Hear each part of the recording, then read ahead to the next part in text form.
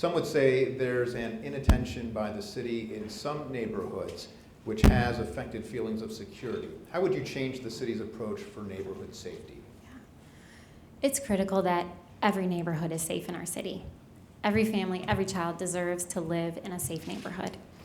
And I have long been a supporter and still am an advocate for community policing. But community policing needs to expand and be a part of the entire department.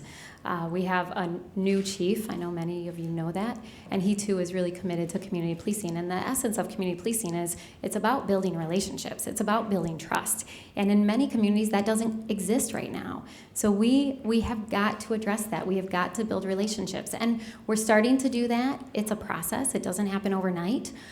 You're starting to see a number of initiatives out in the community where officers are going out. In fact, I was just talking to a young boy today who is playing baseball up at Huff Park with police officers that they've started a youth baseball league over the summer.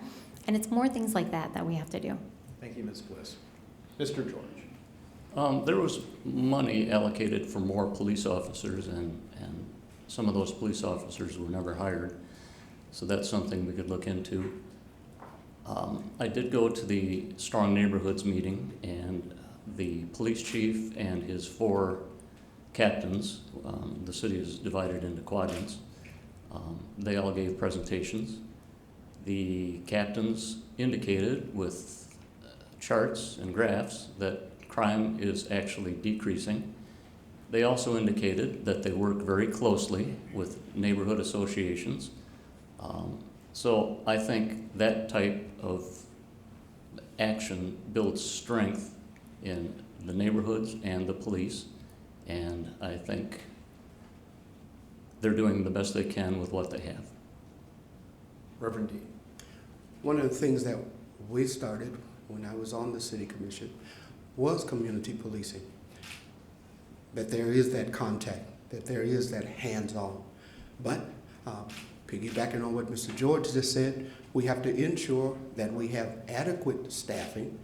For Grand Rapids, the size it is woefully short in terms of numbers of police officers, and talk is cheap.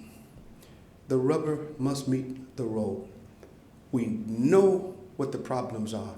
We've talked about them for years. When will the action take place?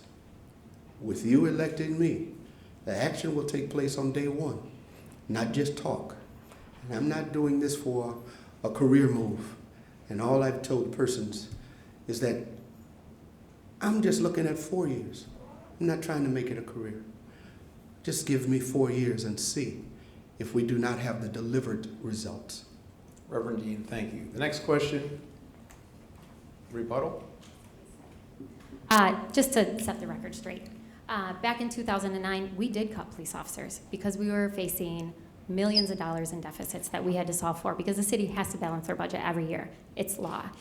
And with the income tax increase that was passed in 2010, a promise we made was to restore 10 community police officers, and that is exactly what we did. And we also added police officers in our last budget. Thank you, Ms. Bliss. The next question will be provided. We have a rebuttal. Reverend Dean. Thank you. That is not the perception that's out there, because that is not the fact that's out there. 2010, this is what was promised. It was not delivered. We can say all day long, well, we had to do this, we had to do that, but we told you, if you voted for this, this is what will take place. It did not take place. All right. No more rebuttals?